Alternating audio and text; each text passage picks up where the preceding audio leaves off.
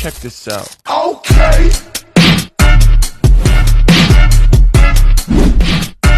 I look good. Okay. On the street, and I got my sweat. First, we have our ruler. Need to calculate for the mode, which is the 1.5 for the width, and then we have our pencil to estimate the length and the width, and then we have also our scissors to cut the mode into their shape, and then we have the super glue, which is the strongest glue we have, and then we have our toothbrush, the packet, so we can change this into our mode. Okay, that's all.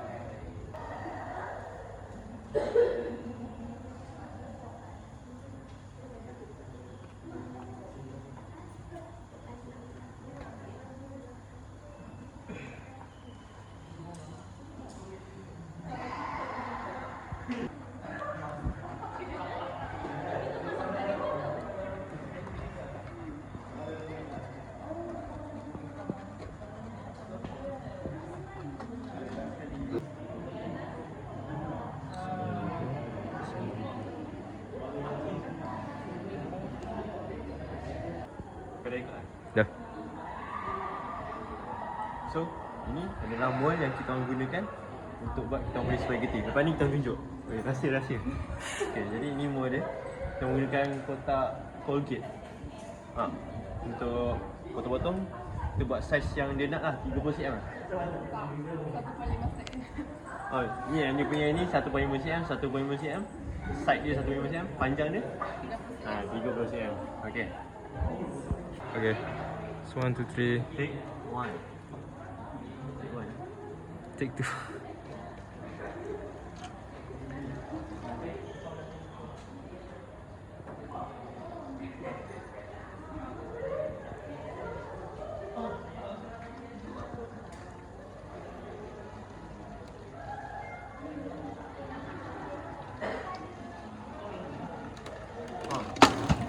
Sini.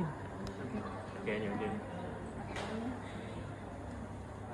Okay, jadi dah patah. Dah patah? Aku nampak patah? Dah patah. Dan anggaran tadi dia dekat sini. Ada space sikit, so kami tak nampak sikit, so sini dia punya paling maksimum weight yang dia boleh tampung. Okay?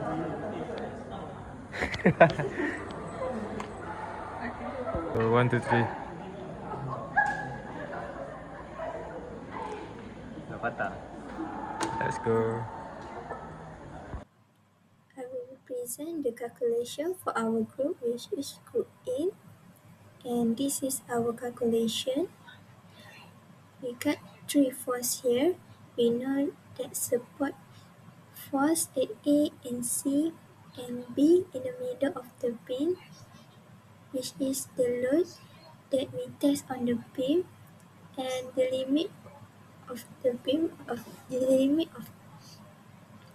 load before the beam is break up is the volume is equal to 1.2 liter, which is equal to 1.2 kg, and we need to know the force in it. We just multiply with acceleration gravitational, and we got the value is 11.772 Newton.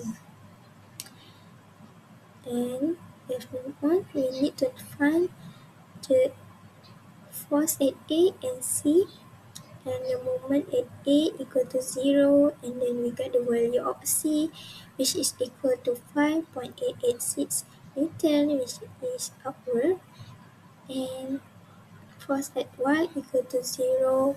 We got the equation A plus C equal to 11.772 Newton, and we just substitute the value of C in this equation, and then we got the A equal to 5.886 Newton upward.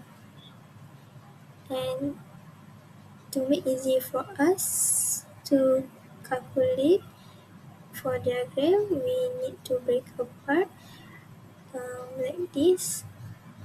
We calculate at A, and then before the B, and then after B, and then we move on before the C. So at A. So we know the force at Y, which we got the shade, is 5.886 Newton, and the moment of it is 0 Newton meter.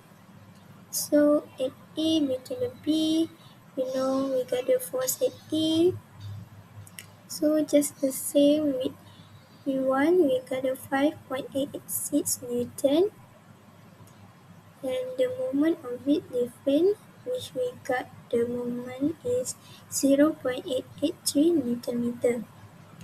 And at B, which is this one, we know they have force at A and B.